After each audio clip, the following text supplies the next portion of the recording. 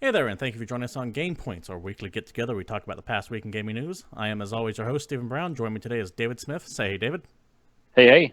Tonight, we're going to be talking about the Brexit, G2A scams, possibly getting to the PSVR launch lineup, or lack thereof, it seems. Uh, Zing. but but first, before we kick any of that off, we're going to talk about Twitch itself and something they decided to implement today with a blog post, and that's essentially the whole idea of cheering. You Now, can say that another way. what is that? Microtransactions. Yeah, I didn't think about it that way. More or less, yeah, Twitch has introduced microtransactions into the program. In this blog post that came out today, let me go ahead and bring that up right here. This is a Twitch official blog right here. It's very fancy. Introducing cheering, celebrate together. When we watch Twitch, we feel surrounded by whatever. It goes on to put a nice spin on essentially what they're saying is you can buy these little emotes and then use those emotes to quote-unquote tip the streamers as they're watching. Do you care at all, David? It's kind of an interesting concept. Now, what I'm wondering is how the breakdown goes. So you buy the emotes from Twitch, yeah? So you Yes. pay for it, and you get what are called bits. And you can buy bits in stacks of 10 or 50 or 200 or whatever you want. I'll bring the page back up, see if I can And find then the exact while number. you're watching a stream, if you like the streamer or if you want to do something, you can then cheer for him, where you basically use an amount of bits that come out of your, I don't know, stockpile or wallet or whatever you want to call it. And that streamer gets a little bit of cash from it, which is a really cool idea. What I want to know is what the breakdown is between what you pay Twitch for bits and what the actual streamer gets. Yeah, I want to know the cut that the streamer gets because as That's of going to right be the now, interesting. you can tip streamers through like PayPal and stuff like that. That's already in place. Yep. Is the cut that the streamer get is going to be greater than what PayPal offers, or is it going to be less? There's a bunch of these questions that people have, but Twitch isn't really giving any answers to. They do have a more detailed page if you look at the bottom of that blog post that kind of has a frequently asked questions section, but none of that's really addressed. And I have a couple of questions. One of them is, what's the cut the streamer gets? Two, how's this going to affect tipping versus PayPal already on there? Is Twitch going to... Now, Go ahead. here's something though with that. So one of the things with PayPal, and we've, I believe, talked about articles like this, or they've come up before, is with PayPal, you can make a PayPal donation to a streamer. They will get the notification that they're going to receive X amount of money. And a couple of weeks ago, there was a guy that went on a bunch of streams, smaller streams, and donated like thousands of dollars to these people. I think Got we them talked super about excited this. to where they were crying and just ecstatic. And they canceled all the donations. Because However, with PayPal, you can cancel and you get a chargeback. And I mean, with that guy in specific, he got screwed by PayPal. yeah, PayPal But said, fuck off, you're going to have to pay for these. it still means it's possible that with smaller transactions, potentially, I mean, that guy was trying to screw a whole bunch of people at once. But I mean, smaller donations, maybe you could pull them out and kind of screw over people or be a dick to people or whatever you want to do. With the Twitch system, as it stands, from my limited knowledge, it seems like you would buy the bits from Twitch way before you have the chance to donate to anybody. And once you've bought them, that's all they're going to be good for. I really doubt they're Yeah. going to have any refunds on bits, which means the only way to do anything with them is to donate them to a streamer, which means it's more guaranteed that if a streamer gets a donation of 300 bits, they're actually going to get something. That's the positive what I was going to get into. The positive side of using this over PayPal is it's all handled internally through Twitch. So you buy it, no refunds, period. It's going to go to the streamer. The negative side is, once again, it comes back to that first question. How much of a cut does the streamer get? Is it less than what he was getting through PayPal? Because if it is, go through PayPal, even with that added risk, I can see why you'd want to do that, and even why the streamers would want to do that. Because I think ideally what Twitch wants is they want to create a system where the streamers will actually remove the PayPal button from their Twitch streams. I mean, that's obviously got to be their goal, because they want to have additional cash revenue besides just the ads and whatever else they do. This way they get the cut rather than PayPal. That's the next question. Are they going to force people to take off PayPal if they don't like this? Mm-hmm. So that's, I mean, I don't want to ascribe... Yeah, I don't want to ascribe any negative motivation behind this. I mean, it is a way for Twitch to make money. Let's be honest with you, and I don't begrudge them that. But how consumer friendly is it going to be in the end? Are they going to let people do PayPal if they want, or is this going to be it and then nothing? And that's kind of what I'm worried about. I don't want to see Twitch strong-arming into streamers' tips, and the fact that they're not being super upfront with that is what is causing the controversy right now. It could be actually a more generous portion going to the streamer than what PayPal uses. And if they would just fucking say it, there wouldn't be a problem. If they would go, yes, you can use this or not, there wouldn't be a problem. What's occurring, though, is all the streamers are kind of in this open beta test for it right now, or all under NDA, and they can't talk about the details about it. So the only one that can give details about it is Twitch themselves, and they have, as of right now, yet to answer those questions. There is a third question that I kind of have, and I think this comes down to the mechanics of the system, but is this only going to work with partner streamers? Can you type in the cheer 30 and give it to any random person you have to be watching at the moment, and they get 30 bits worth of whatever tip that is? Or is there a specific button you have to click on and then go through that way? And in which case, I'm thinking it's probably going to be partnered streamers, because at some point you need to link either your PayPal account or your bank account or something, because how else are you going to get the money? How are you going to cash the check? That's what I'm thinking of too. It's just, since it's still in beta and a lot of things are in India, I haven't actually seen one of these streamers have it yet, so I don't know how the setup is. I might have to go. There was a list of people who were participating in it.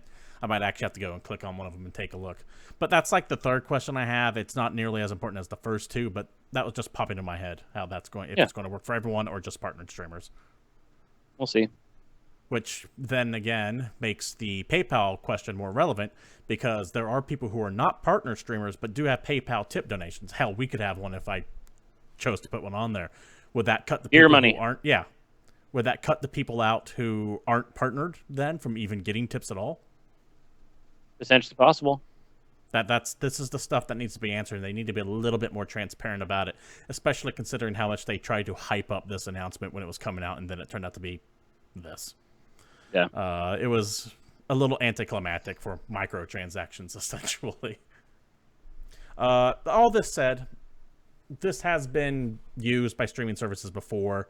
The idea of you pay the site to get like coins or stream bucks or whatever, and then you hand those out willingly to whoever you like on cam. That's been around for a long time. In fact, Twitch is one of the few places that doesn't do it when it has any kind of on paper marketplace. With good intentions and implemented properly. I actually really like the idea. I'm indifferent to it. Really, I don't care. It really just depends on how they handle it. It does have the potential of eliminating that danger that PayPal has, like we were talking about earlier. And Twitch, for the most part, isn't like a malicious company by any stretch of the imagination that I can think of. They tend to be pretty decent when it comes to that side of things. So we'll see how it shakes out. For those, they're also owned by Amazon. Amazon's known for customer service. Hey, I've got no problem with Amazon. For those of you who are reaching for your pitchforks, just kind of put them down for right now. Give this a little bit. See how it works out, and then we will go from there. Don't put them away. Like, don't put them away. No, don't. To the door, though. Don't like use them to hold up your sheets or anything like that. You have that pitchfork there, but let's just not use it yet. All right. You ready to go from bits to Brexit? I'm just going to have you do the segues from here on out. If you were living in a cave last week, you might have heard that, depending on who you talk to, either England got its sovereignty back or the UK completely fucked itself in the ass and just went straight to hell. As always, there's another way to look at it. A country besides America did something fucked up politically that some people don't like. Yeah, for once, we're not necessarily the laughingstock of the world. Like I said, depending on who you talk to, this is either the United Kingdom's second independence day or Norse Fire from V for Vendetta literally just took control of the country. But why do we care about the Brexit? Quick synopsis of what the Brexit is. Essentially, in Europe, there's something called the European Union. A whole bunch of countries are part of it, and it's kind of this economic bloc where they can trade freely between each other, share a currency, kind of in the UK's case, because they still got all those dudes that have euros, they're in the EU. Yeah, and everybody that has a euro has free visa travel between member countries. And you can travel in and out of these countries with no restrictions at all. The UK pulled out of that. They're done. They got sick of their country being ran by a parliament that's not at all in their nation. turn into a news channel if you want actual political reasons behind it. The reason why this show is talking about specifically is because there are a lot of game developers in the United Kingdom. Actually, it looks to be about 2,000 companies. This article comes from Game Informer, by the way. I'm going to go ahead and bring up the link here, credit where credit's due and all that. And it talks about how this could severely impact the gaming industry. I don't necessarily agree with the article, but I'll go over the points he makes. Apparently, the UK has more than 2,000 companies responsible for more than 18,000 jobs. That is a shit ton of people. Mm-hmm. And the article says, quote, "It's no exaggeration to say that most of the UK laws and regulations are affected in some smaller or greater degree by the EU. That makes sense because they're an economic bloc. They have a regulatory committee that says you can do this, you can't do this." The EU is basically the homeowners association for a bunch of European countries. I think that'll sum it up well. I would say that is exactly why you should leave the EU, because you're a country that should be able to self-determinate your own laws and regulations without having an independent body telling you that. I want to park my boat in my driveway, and you know what? I don't need a white fence. I want a brown fence. But that is, once again, a whole other story on there. Now, from the article, there is an attorney by the name of Jazz Purwal. I unfortunately can't pronounce his name. I'm sorry if I'm butchering that. But he goes on to say, quote, "The vote leaves many questions beyond legal ramifications unanswered. One such concern is about the status of tax breaks upon which many UK developers rely. According to the Model 7 owner, blah, blah, blah, blah. Long story short, there's concern that all these tax breaks that these developers were getting through the EU itself are going to go bye-bye. And that's a valid concern. A lot of these games have 2 to 4 year budgets planned out that were considering these tax breaks into that. Tax breaks and subsidies paid for by the EU. And now that the UK is pulling out of it, are those still going to be grandfathered in? Are they going to get canceled? Is also, the UK going to pick economically, up the tab? What could potentially happen to the value of the pound since they're dropping the euro? I mean, obviously they're going to go to their own system. So it'll be interesting to see how it breaks down financially for the companies, because maybe they had £1 million invested in the development of their game, but all of a sudden that million's only worth 800,000. I mean, obviously this is all speculation. Yeah, we're just throwing out random numbers to kind of give an idea of how it's cheaper. I'm not a political guy. I'm just some guy on the internet. We don't money well. Yeah, not at all. But when the money starts screwing with our video games, we take notice. Yeah. So. But something to keep an eye on, something to potentially worry about if you're a UK gamer. I think there's a lot of the sky is falling over this. Because people are like, oh my god, the worst decision ever. The pound's fallen to its lowest in 30 years. Yeah, I get that. But that happens with any major event that goes on. That's not necessarily a direct result of the Brexit. It's a result of something fucking major going on. The markets across the globe are taking a hit from it because something... They hate uncertainty, and that's what we have right now. We don't know what the fuck's going on. Financial planners have no fucking clue what's going on right now. So I am not saying it's not going to fucking suck. It might be terrible. You might see thousands of jobs lost. In fact, you probably will. But I'm also not going to say this is going to happen.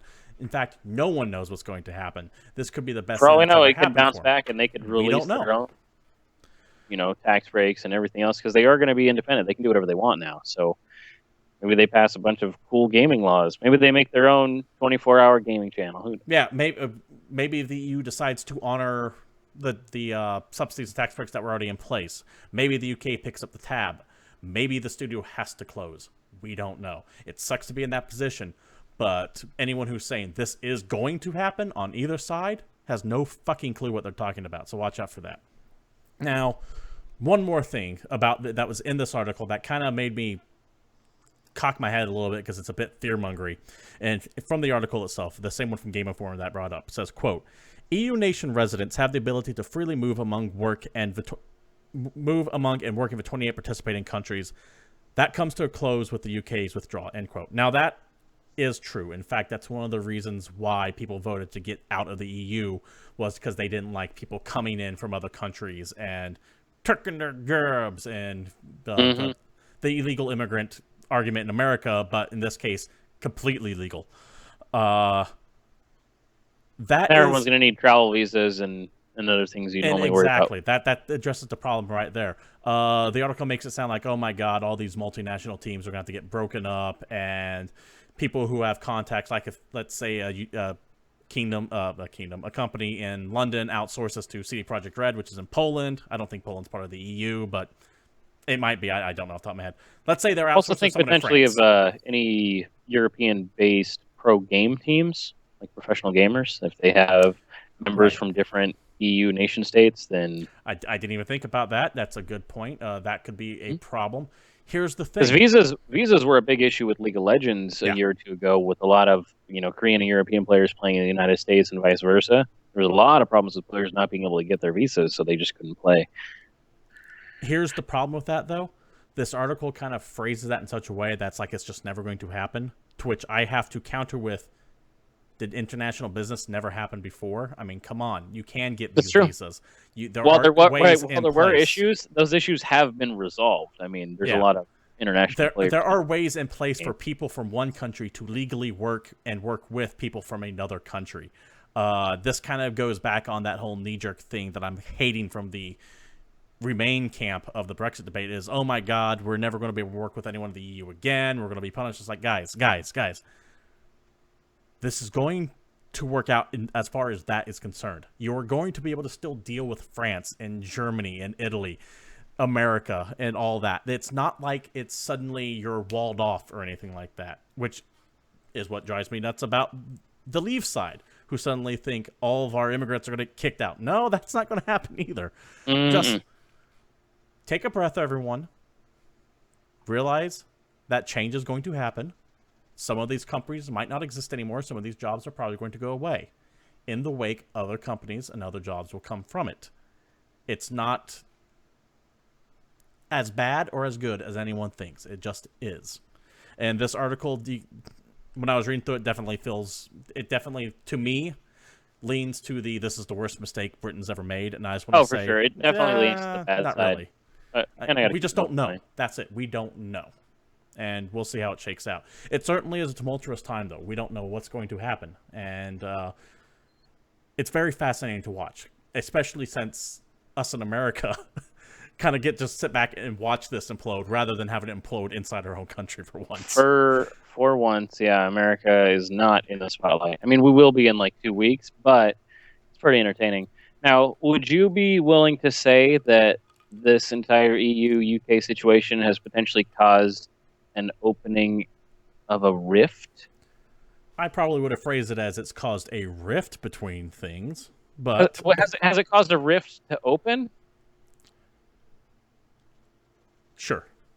I'm trying to find a way to actually go from there. Nothing's coming to mind, but It's called a segue, man. I'm forcing it really bad. remember how last week we talked about, if you're watching us, we talked about how the Oculus had all these safeguards in place to essentially make their exclusive games only work on the Oculus. Well, let's actually go back even further than that. So when the Vive came out and the Rift came out, one of the first things that happened is the Vive developers or modders or whatever you want to call them made a Revive program, which allowed you to play Oculus games on your Vive headset, which was cool because at the time the CEO of the Oculus Rift said, I don't mind which hardware you're playing our games on as long as they're actually purchased correctly from the Oculus store. Yeah, I believe his name was Lucky Palmer.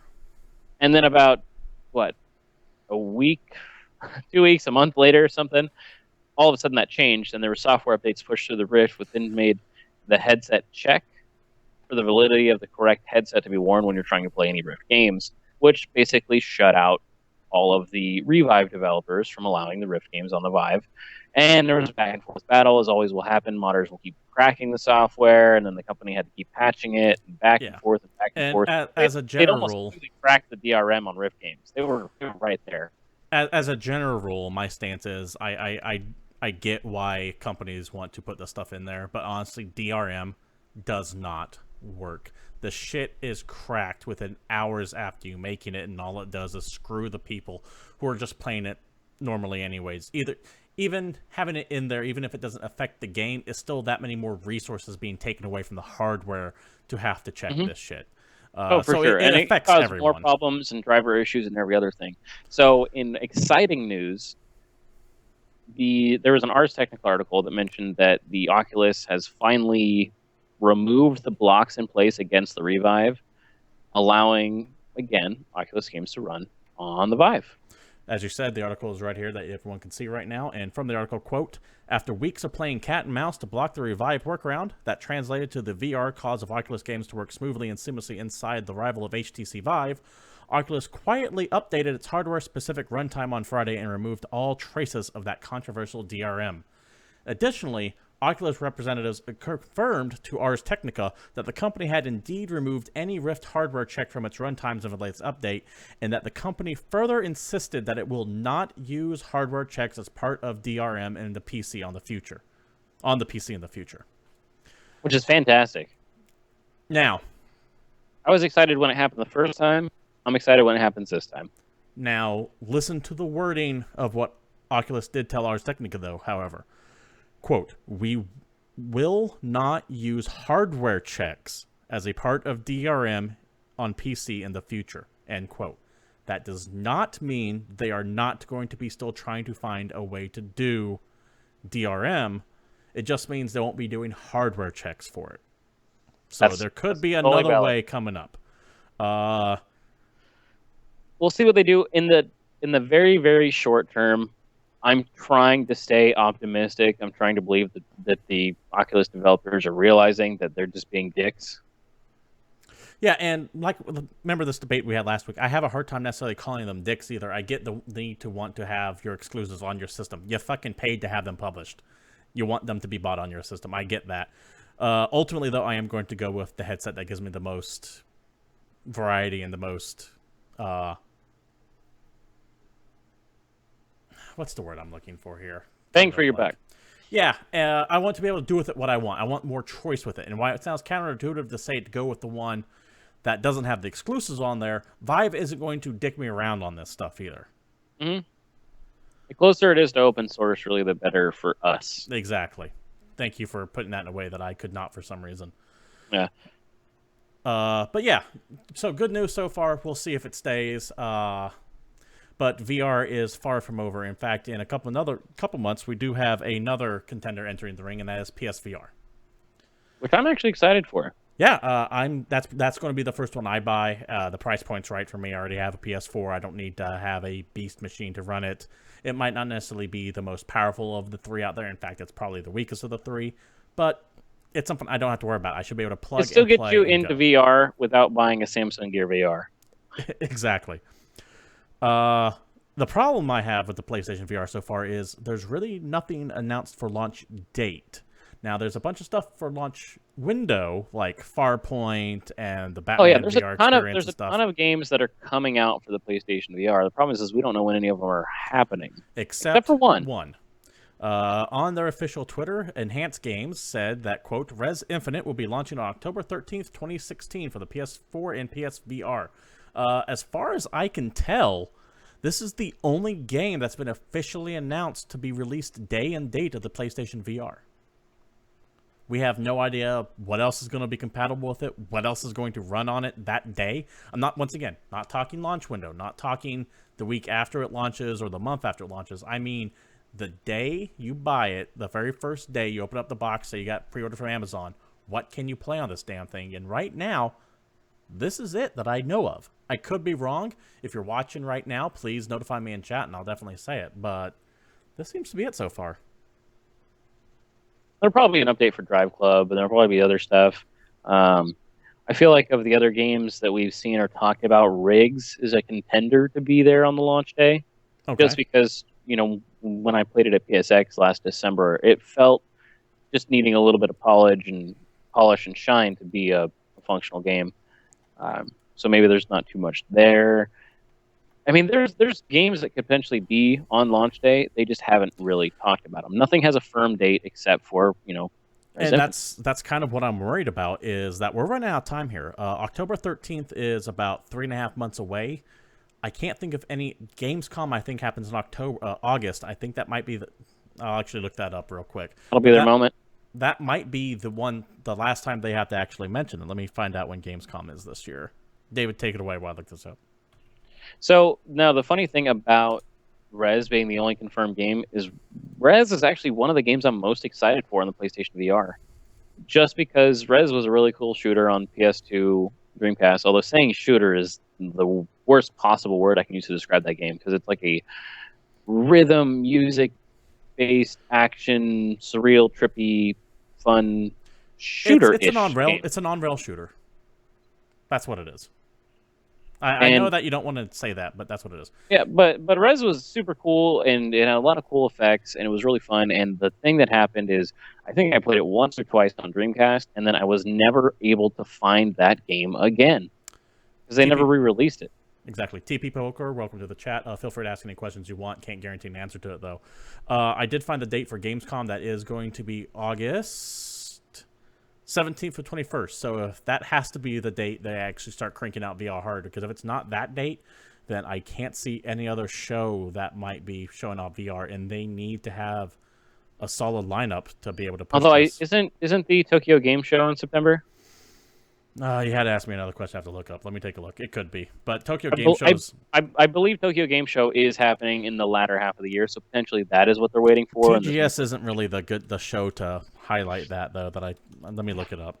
Well, it'd be interesting if they decided to do that, because that would be outrageously close to the actual launch date of the VR, and then all of a sudden, here's our launch games. It seems like they would want to actually have an event where they talk about what's going to happen with the console. But regardless, I'm still excited to see what they have. I'm just hoping it's not going to launch like... So I'm trying to think of something that had a horrible launch, like the original Dreamcast.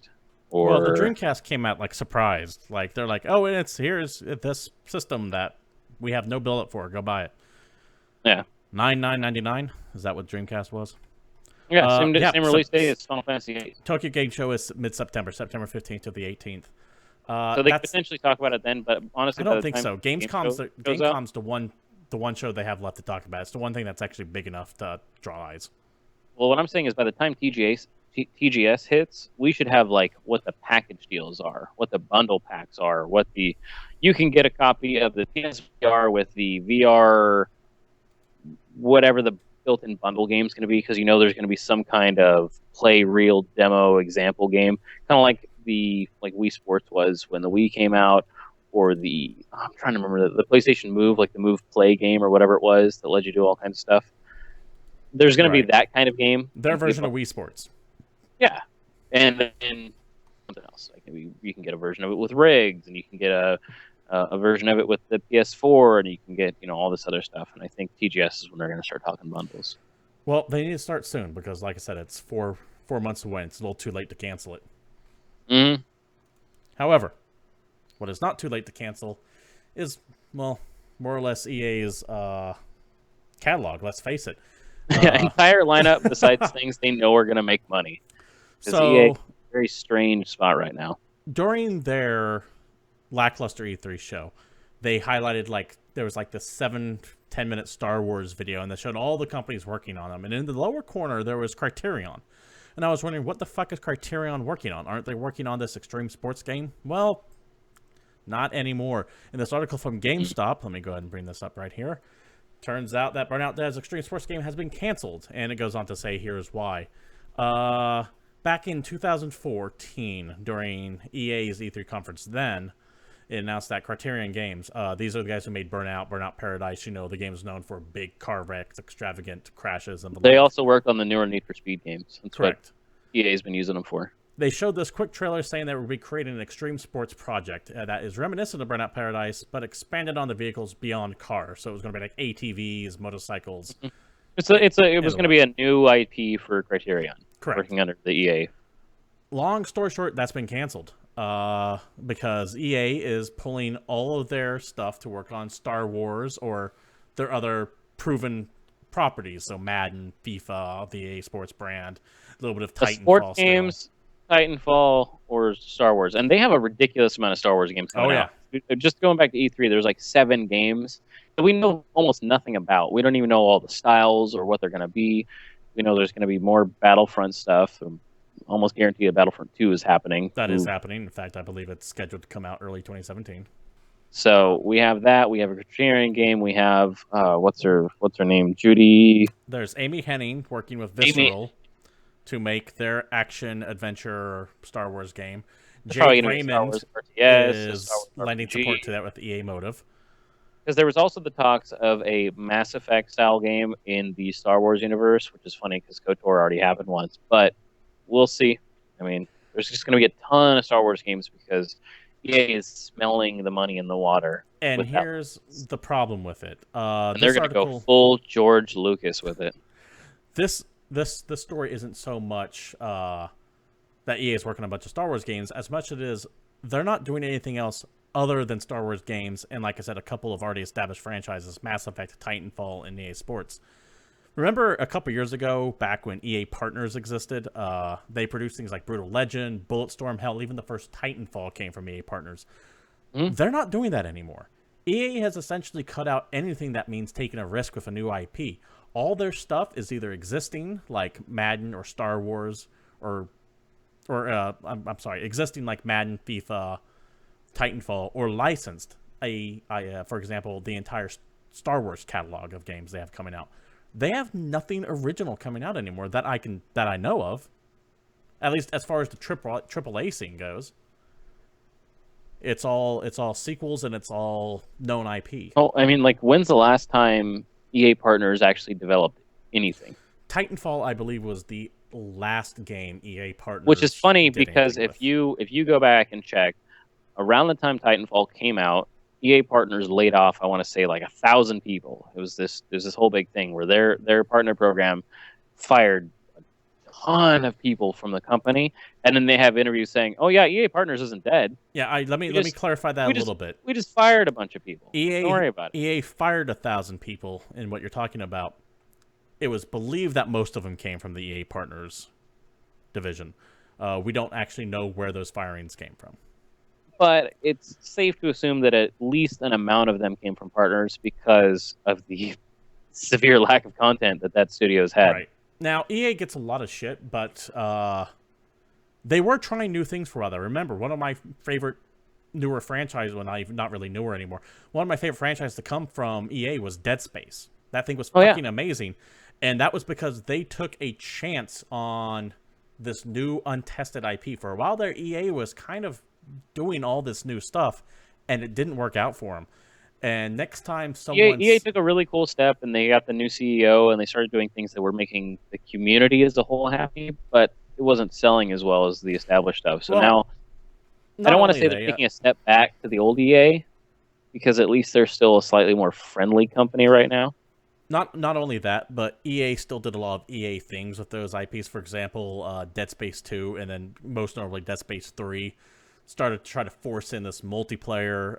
The SimCity reboot had this always online crap. They were trying to sell their games as a service, and that really fucked them when it came to that stuff, which is why I think they're like, okay, we're just going to pull back to the stuff that we know is a guaranteed seller. Because we've been mad at EA and happy with EA several times through the course of their show. I believe there was a moment where we sat down and we read the entire 1988 full-page advertisement from EA where they talked about the value of their company and how they were there to build experiences and be part of the players, and they didn't want to be just another games company. I can't remember when we talked about that, but yeah, I do remember that. Because both EA and Activision actually spawned off from Atari when Atari wasn't giving their developers credit for their games. So, in fact, the first Easter egg was an adventure when this developer put his name in hidden, and he had to do like a weird combination to see his name. It said made by, I forget his name. EA and Activision were both protest companies that spun off from Atari, and then eventually they themselves kind of turned into what Atari was to them now. It's one of those die as a hero or live long enough to become a villain situations. But except for in the industry, it's more die as a hero, live long enough to get shareholders. Fair enough. Sorry, I was taking some water there when you said that. That's fine. Although, as mad as we can potentially be at EA, I think there's another company that you and me especially are more angry at. And that company is goddamn RSI. Robert Space Industries. Now, give me 1 second because I knocked something over. David, take this off. So, there's been just a ton of times that we've complained about RSI. Now, if you don't know who RSI are, they're the guys that are making Star Citizen. We think. Star Citizen, if you're somehow not aware of, is the game that had just ridiculous success on Kickstarter a while ago.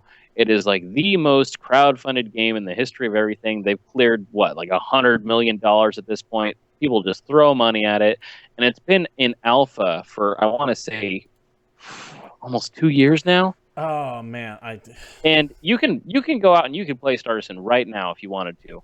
If you go on the RSI website and pay them the $45 to get a ship and go walk around and do the 3 things they'll let you do in the game. But there's still people that do it, and there's people that like it. But what we're waiting for is this big, giant space exploration game where you can get your friends, you can get a capital ship, you can, shoot people in first-person shooter and all this other cool stuff. But one of the things that they've recently changed is their terms of service when you actually buy the software. And since I don't like reading long, wordy things, I'm going to let you do it. This comes via Kotaku UK, the UK branch of Kotaku. Let me go ahead and bring up the page here so you guys can see it. And essentially says, Star Citizen changes terms of service to make it more difficult to get a refund. And that's what's essentially fucked up. Old rules of the terms of service. Quote, you agree that any unearned portion of your pledge shall not be refundable until and unless RSI has failed to deliver the relevant pledge items and or games to within 18 months after estimated delivery date. Now, the reason why that's important is because this shit should have been launched a long time ago into the Kickstarter page. To tie it back to what you mentioned earlier, this has been in development since 2011. Yeah, So and there's plenty of people that are totally qualified to get now. a refund because this game has definitely not come out within 18 months of this. I don't know, whenever you can start buying the alpha. The new TOS, however, says this. You agree that you shall I can't say it either. Irrevocably waive any claim for... You agree that you shall say goodbye to any claim for a refund of any pledge that's been used for the game cost and pledge item cost in accordance with the above. They're essentially saying once you donate, once you give us money, you're fucked. It's ours. Yeah, we can't do anything with it. You paid us money for a product, and you get whatever it is. Now, there is another line in there that says the only way you can get a refund under the new term of service is if the game stops being developed. However, since RSA just has shit tons of money thrown at them, they can just keep saying, yeah, it's in development. Yeah, it's coming out. Yeah. And string people along for the next 10 years. Yeah, absolutely. Used to say 18 months after development, you can get your money back. And now it says too fucking bad as long as we're working on it. And like I said, the RSI can go down to Chris Roberts himself and his wife, and that would be the only people in the studio, and he can keep saying, oh yeah, we're working on it. We're working on it. We're working on it. In addition, that other quote, like I said down below, if they've spent your money, well, too fucking bad. It's like, guys, come on. What fucking company operates like this? What company? Especially when you have the balls to charge $10,000 for fucking DLC packs of ships. Oh, yeah. It's ridiculous how much money you can spend on a game that's not even out right now. Now, listen. Come on. And there's also all of the crazy shit, because we've talked about this company a few times, and I actually get kind of heated because we've talked about how you had well, there was the Escapist article talking about how they were spending money, and she's walking around in fur coats, and they got this big giant house now, and all this other crap. It's like, well, where'd you get all the money for this when your game isn't even out? There was that Escapist article a while back that was put up that was essentially saying they had 8 anonymous employees bad-mouthing RSI, and then RSI threatened legal action, and the Escapists called their bluff, and that article's still up, by the way. Take that for what you will. I'm not saying that's necessarily an admission of guilt, but... What did we talk about being expensive from them, by the way? Ship DLC packs. No. What did you say the highest price one was? I think 10 grand. So they have a new one. Now. The Completionist Pack is a $15,000 DLC for a game that's not even fucking out. Are you kidding me, RSI? Fuck off with that. Now, listen. I want to love your game, but it's very difficult when I hate you so fucking much. I really want Star Citizen to succeed. And for all we know, this could actually be the greatest game of all time. But... let us just consider this game vaporware until it was released, playable, and properly reviewed.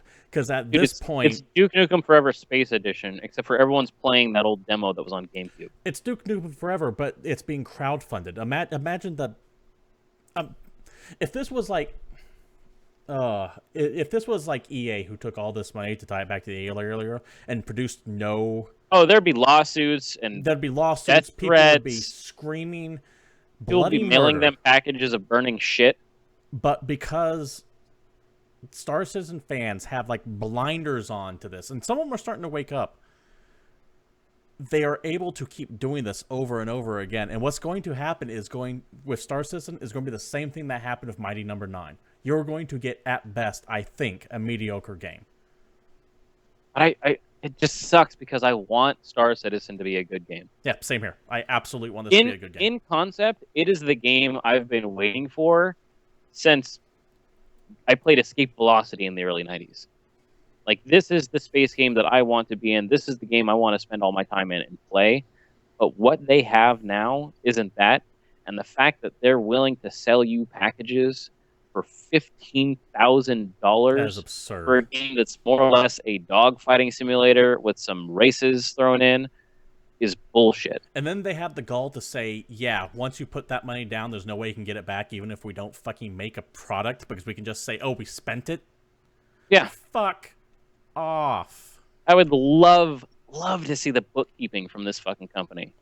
I think that's, I think that is, in the end, why they didn't take up they backed down from the threat against the escapists. Because if that would have gone to trial, they would have to open up their statements to prove that escapist was lying, or at least being slanderous, or liable. Sorry, libel's. And yet somehow they dropped it. Oh yeah, stop saying we're stealing stuff. That doesn't necessarily imply. That doesn't necessarily mean they're guilty. They could have looked at it and went, you know what, this is just going to cost way too much money to take them to court. We don't want to deal with that. That's fair. But I mean, where there's smoke, there's fire, guys. Come on. Mm-hmm. Let's talk about something funny. Now let's talk about something that's not us being pissed at RSA. Let's talk about some other kid being pissed at Blizzard. Being pissed at Blizzard is funny. This is just hilarious. I'm going to go ahead and bring this up right now. This is from the BattleNet forums. Essentially, this user by the name of Doug Juggler says right here, wow, I'm so disappointed. Anytime anyone on the team has a problem and gets toxic, I report them and type reported. But I guess when you do that, they'll report you for reporting them. I did not break any rules, and I am silenced. Thanks, Blizzard. To even look at the reports, or is the terms of service only for show? Valid complaint, right? If you're complaining about someone... he got banned for no reason, that's bullshit. I would be upset, too. Yeah, and especially if you're complaining about people being toxic. I mean, you want to report these jackasses. Well, but wait, Blizzard don't fuck around. Their tech support agent, forum support agent, posted this. FlexiGraph. For confirmation, you were not silenced for reporting others. You were silenced for using chat like this. And this talks about how the guy says, right, as you can see right here, what the double expletives are you doing? Expletive now. Kill tracer noobs. Religious figure obscene word. Which I can only think that says Jesus fuck, but I'm not positive. I like how it says religious figure on there. Awesome. The offensive words that can't reply to my insults took my pick. Lol, politer word would have been mess with him the whole game now. I love how they replace it on there. And then at the very bottom, they says, if anyone else finds me in a situation where they behave incorrectly or science, you are welcome to report this here. I just like he says, okay, if you think you've been silenced incorrectly, go ahead and submit an appeal. Yeah. Don't bitch about it on the forums, because we will drag you through the mud. That is the best part of it, is the fact that Blizzard did not give a fuck. They're like, all right, you want to say this shit? This is why. He just pulled the kid's record and put it on the internet. Oh, that's so funny. I want more of this. I don't want like real names attached to BattleNet or anything like that, but anything that shows people what douches they are and that actually has some ramifications for them. No, I don't want you fired, and I don't want you to report it to your school. But if your fucking gamer tag is, what was it, Doug Juggler, and you say some offensive ass shit, I want it to show that Doug Juggler said this offensive ass shit. Don't be a dick. Fair. That's all I ask, is don't be a dick. And that's really the GamePoints life lesson. Just don't be a dick. And Stop it. You're playing online games. Stop cussing out all the other people that are playing online games. Conversely, if you are a dick, I don't want you fired from your job, and I don't want your school reported and all that stuff. But just try and be slightly less of a dick. That'd be great. Yeah, exactly. Shit talking has its place. Being a dick doesn't. Sorry. David. I think that rounds out the news. Well, sort of. We're going to go over some new releases coming out this week. First up is Lego Star Wars: The Force Awakens, which is really awkwardly timed considering that game came out a while ago. But the Lego Star Wars or the Lego game properties never really come out coinciding with a movie or property. No. They just kind of happen. It's releasing on every flippin' thing you could possibly play because it's a Lego game. The Technomancer rather. By the way, is the- Lego Star Wars Force Awakens, people that I know who are reviewing it say it's the best Lego game in years. So take that for what it's worth. If you're a fan of the Lego games, or if you have kids, most of them are fan of the Lego games. They're actually pretty fun. I can't get too into them. It's just too much collecty nonsense. I don't know, whatever. Anyway, Technomancer is also coming out for PC, PS4, and Xbox. This was the game that we thought was coming out last week that got delayed. Maybe it comes out tomorrow, maybe not. Who knows? We're waiting to see. Also coming out, Zero Time Dilemma for PC, 3DS, and Vita. Zero Time Dilemma being a graphic novel-esque game, sort of in the art style of like a Persona or... It's a visual novel, and it's a sequel to 999 and Virtue's Last Reward. So if you know the other Zero Escape games, this is the third one in that series. Also coming out, the 5th Star Ocean, finally. I think the last game came out for Star Ocean was 2009 for an actual proper Star Ocean game. It was Star Last Hope, but I don't remember when. Integrity and Faithlessness comes out for PS4 and PS3. Which is a Japanese-ass name if I've ever heard one. Oh, for sure. It just needs an ampersand and some other stuff so it can be more ridiculous. Prison Architect, though, so... is also being released on consoles. If you're a PC gamer, Prison Architect's been on Steam forever. Kind of cool management system game where you play as I think you're a warden or developer of a prison, and it's a management game. So you build a bigger prison, you build bigger walls, you get more gods. Yeah, Sim Prison. Also releasing this week, 7 Days to Die on PS4 and Xbox One. If you don't know what that is, it's another game that's been out on PC for a while. It is basically a DayZ clone that's coming out way after that was a fad. Yeah, I don't know how this is going to do on game. consoles. I'm sure it'll do well like enough. it. If you are really into that kind of multiplayer survival, everyone's kind of addicted to each other style game, and you need one for your PS4 or Xbox, take a look. I don't think it's any fun, but go to town. Also releasing, Resident Evil 5 is being released on PS4 and Xbox One. Dude, everything that's releasing over the last few weeks is just a game that's coming out again, but for PS4 and Xbox. It's the summer, man. This is the dry times going on. DLC 1 for The Division is coming out. It's releasing 30 days early on Xbox and PC. By the way, this month, blah, blah, blah. Something horribly has gone wrong with The Division. If you take a look at their Steam reviews, I think it's currently sitting at like a 10% positive rating right now.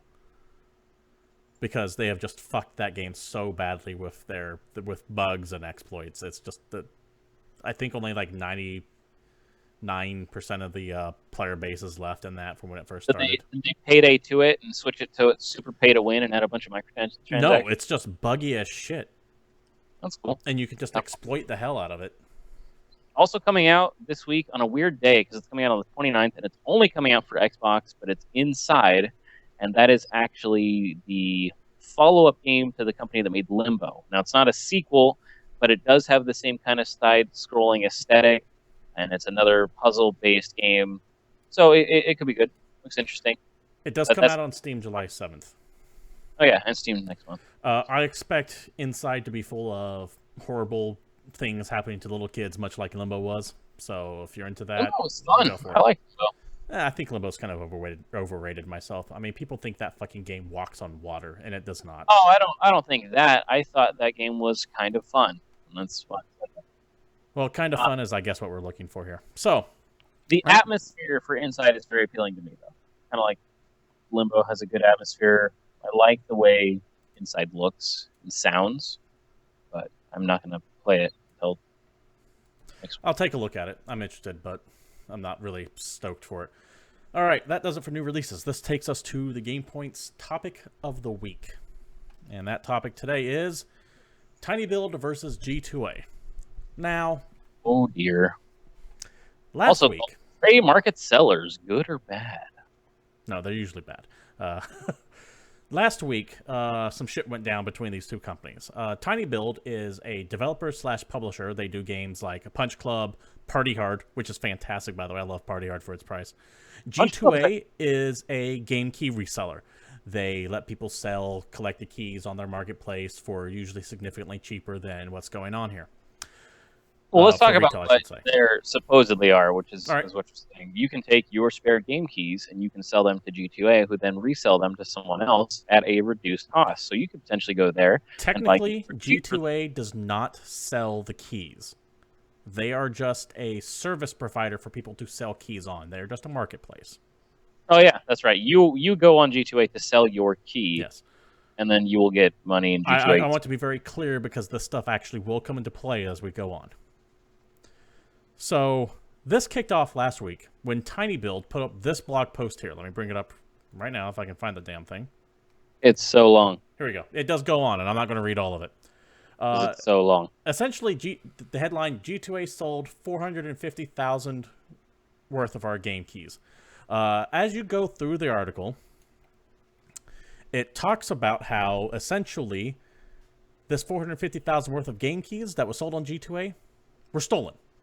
Mm-hmm. Which is the big talking point with the key resellers. Now, we've had this discussion before about things like G2A, and Kingwin is the other one I was going to think of, where they're key resellers, but how they're getting these keys is kind of up to speculation, because there was a situation with G2A, I think last year, where they had a bunch of keys that were being sold that were purchased with stolen credit cards or fraudulent cards or just stolen keys that were then resold to get them just pure And that's what's happening. In the blog post, the CEO of Tinybuild says he was speaking with one of these key sellers who makes $3,000 to $4,000 a month, and that key seller essentially told him this is what he does. One, he goes onto the deep web and gets a whole bunch of database of stolen credit cards. Then he goes to places like Humble Bundle or Green Man Gaming, legit discount stores, and buys like just a bunch of real cheap keys with these stolen credit card numbers. Mm-hmm. Then he resells them on G2A because it's so easy to sell stuff on G2A, and he makes profit off of them. When the people who have these credit cards stolen realize there are charges on there, they do a chargeback, which gets sent to Tinybuild. So not only are they not selling these games and getting money from them, they're having to swallow the cost of all these chargebacks on there. And the reason why you can do this on G2A is because they have no quality control at all when it comes to selling. Literally nothing. Anybody can go on there and sell a key, and they're not even going to ask you a question. At most, now here's the funny thing, is they have like a rating system similar to eBay, which I'm not sure if that actually tells you anything. But the funniest thing to me is that they also have their like G2A Premier program, which is more or less an insurance that you can pay them for monthly so that you can make sure that the keys you get are actually going to work. Because there's times where you'll buy a key from this key reseller and it's already been used. Yeah. So eBay, the G2A likes to think of itself like an eBay.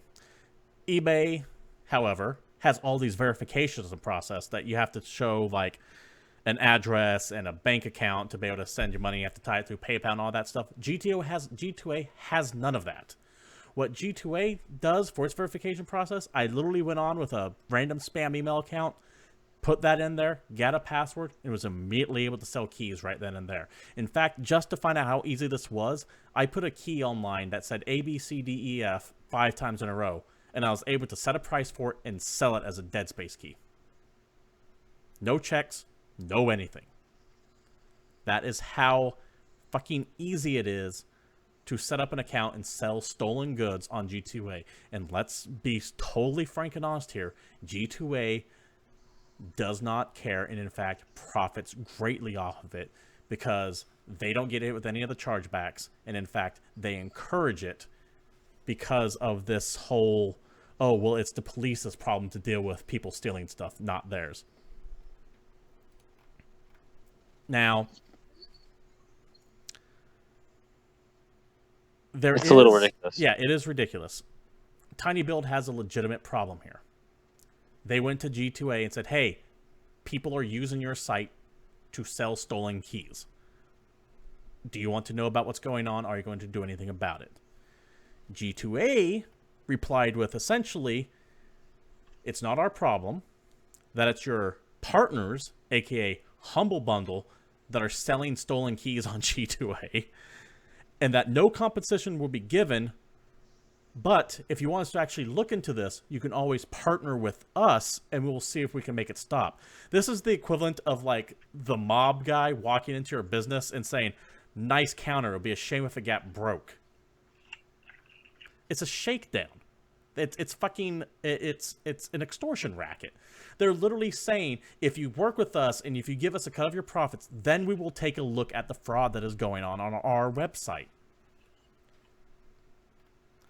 Now, the biggest kick of it is that GTA, after all this, said, and why don't you give us a list of all of your codes that you think might be suspect? And then we'll compare it to ours and weed out the rest of the codes. Now, Tinybuild CEO more or less came out and said, yeah, we're not going to do that because no one fucking asked for that.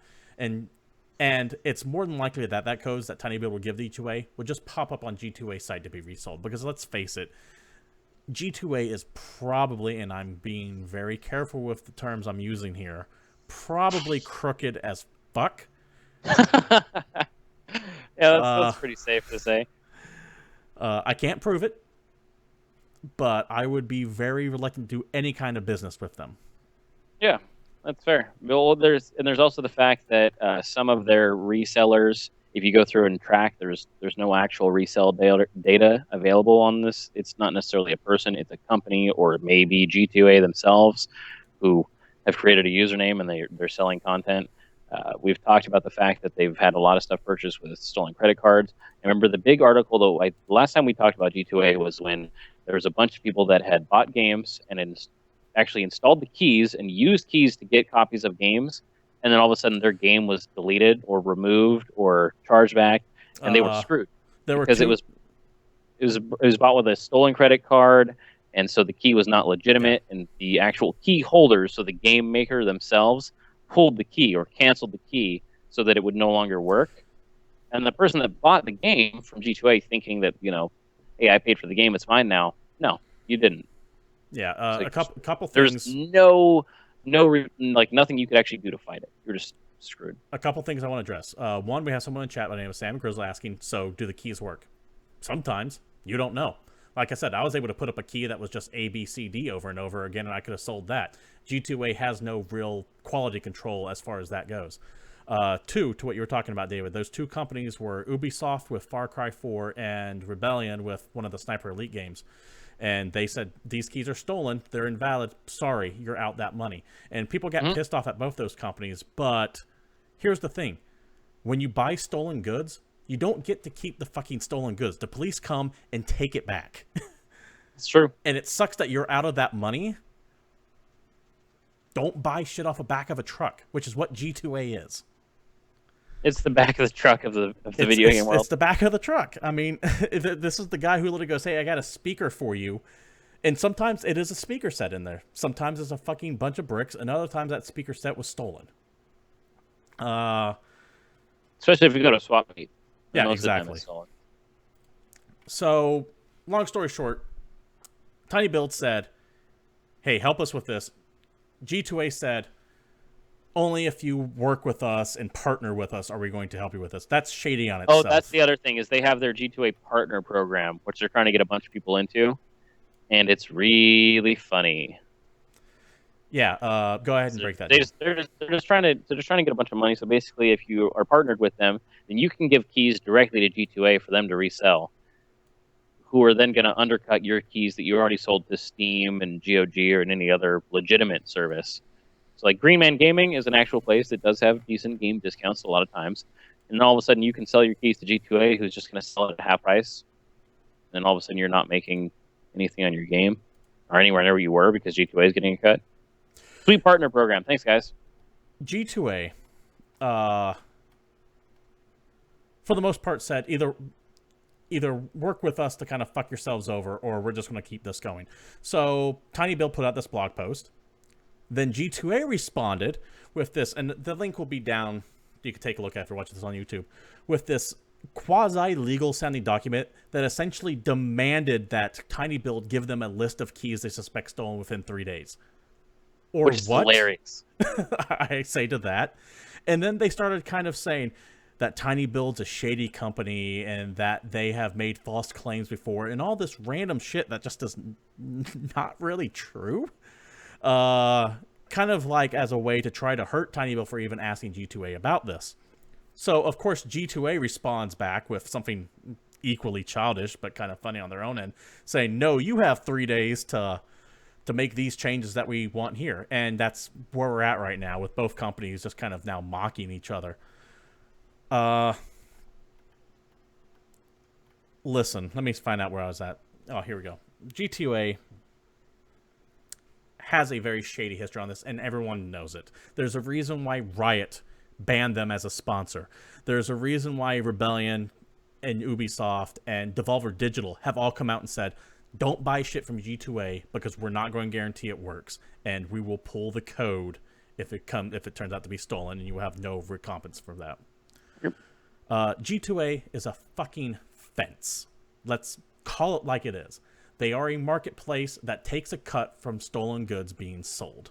They knowingly allow stolen products to be sold on their marketplace, which basic verification efforts like eBay, which they constantly compare themselves to, would put an end to, but they don't because it would cost them vast amounts of money because of how much they make on this stolen bullshit.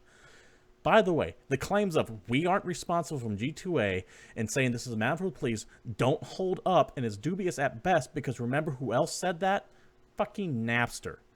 But guess what what happened to Napster? They were found to be responsible with the shit that goes on their website. They got riggedy wrecked, son. This is going to keep going on until they finally piss off one of the big boys enough, see EA, Activision, or even Ubisoft.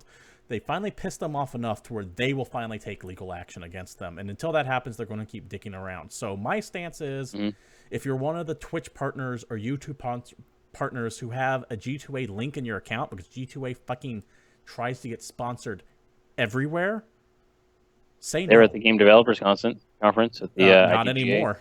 They were. IDGA has said, no, we're not going to allow them on here anymore, I believe. I do have to look that up. Don't take that for gospel.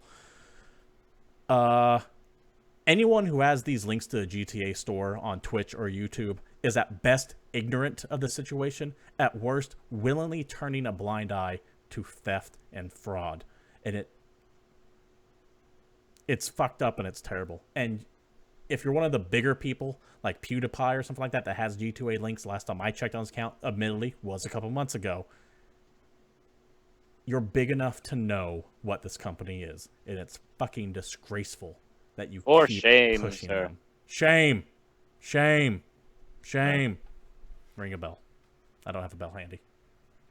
This podcast brought to you by Gatorade. If you want to visit G2A for any great deal. So the other thing I wanted to mention, so with the Polygon article, they talked about there was a statement given to the Russian site. You talked about Konobu at all? Oh yeah, no, I haven't. But go ahead and mention that. There's a Russian site, Konobu, that received a statement given by G2A that was basically talking about how they're not responsible for the vulnerability of any billing systems. We're sorry that Tinybuild's own shop was a target for their attacks.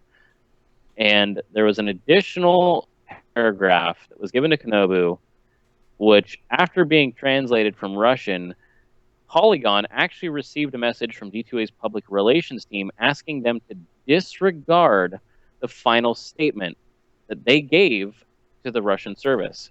And it was, we invite every developer and publisher that has any problem with chargebacks to start using G2A Pay, free of charge with 100% security, and all cost of any chargebacks will be covered by G2A. That quote, they say, should not be part of the official comment from G2A. But guess what? Just been told to ignore it was a part of the official comment of G2A because it was fucking sent to Tinybuild. That's the shakedown part. That is them going, yeah, we can stop this. We have ways of dealing with it, but we're not going to fucking to do so unless you pay us to do it. Yeah. Fuck off, G2A. You are a terrible company. You fucking spam forums left and right with your bullshit. Your links have allegedly, once again, oh yeah, all of this is I'm super alleged. So I'm not allowed to actually say. I'm not going to go down what I was about to say. It's just bad form because I have nothing to prove it. But G2A is about as bad as those old MMO advertisements that always had like the scantily clad chick saying play this game, and they'd say like vaguely sexual things, and then it's just this super pay to win, microtransaction heavy as soon as you download it. They're worse than that. It was said perfectly. But earlier. I meant that they are as prevalent and everywhere as those things were. Yeah, they are everywhere. And what's sad is that because so many people are sponsored by them, you don't hear this talked about too much. And that's fucking tragic because everyone would rather make the money than actually call them out for what they are. The back of the truck of the internet. And that is what they are. Buyer beware if you go to that site. If your shit doesn't work, that's because they don't fucking care. They got your money. If your fucking key gets pulled by a company, that's because they don't care. They made unless money you off pay for their goods, insurance, which is still you can pay them making money off of you. You can pay them monthly so that if your shit's fraudulent and gets canned, then they'll give you a new key. How about GTO? You fucking take the steps like eBay, the company you keep saying that you are like, and actually go for the verification process to where I can't, with a fucking email, sell randomly, fakely generated keys for something else. By the way, yes, I did delete those immediately after so I could just see if it got put up on there. But there's no verification. There's no real name associated with it. Just an email account, which I fucking made randomly because I didn't want to get spammed. By the way, 2 seconds after I fucking signed up for them, I got 3 spam emails, so they fucking sell that shit. It's ridiculous. Anyways, topic of the week, G2A. Bad. Don't visit them. To sum up, G2A, bad. Tinybuild, mad. GamePoints, good. Anyways, rant over. I think that kind of wraps things up. This has been GamePoints. Thank you for tuning in if you're watching us live. We always appreciate chat being active. We are every Monday at 8 p.m. Pacific Standard Time here at Twitch TV/GamePoints. If you can't join us live, you can always catch our old shows at YouTube. Just type in GamePoints PC. We should pop right up. You can follow the show at GamePoints PC on Twitter.